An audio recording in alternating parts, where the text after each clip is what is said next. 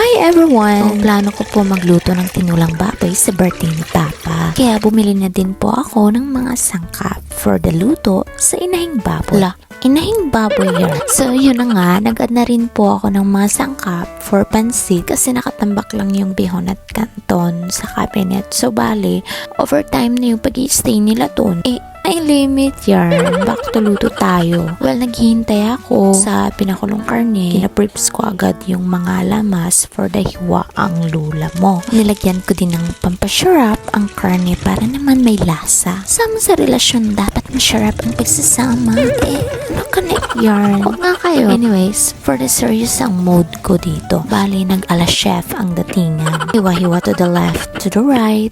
Tinimplahan ko na rin yung mga gagamiting karne para sa pansit. Meron tayong manok at atay for the go.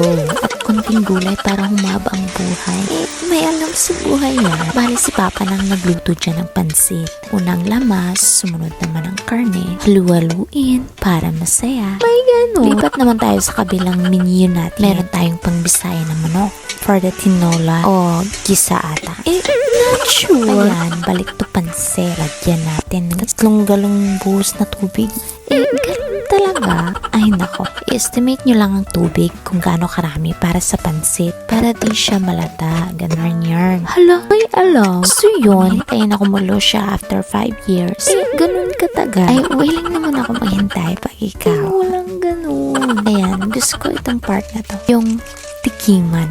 Di ganun. Tikiman. Para alam mo kung sakto lang bang timpla niya. Tikim ulit. Paulit-ulit. So yun, malapit na maluto. Parang ako ang nahawa sa pansit. Alam ba, kailin ko, nahilo na sila kakahain. Di ganun. Ayan, for the eat ng mga person. Gutom yan. Aba, happy birthday. Pasensya sa imbuta na bata.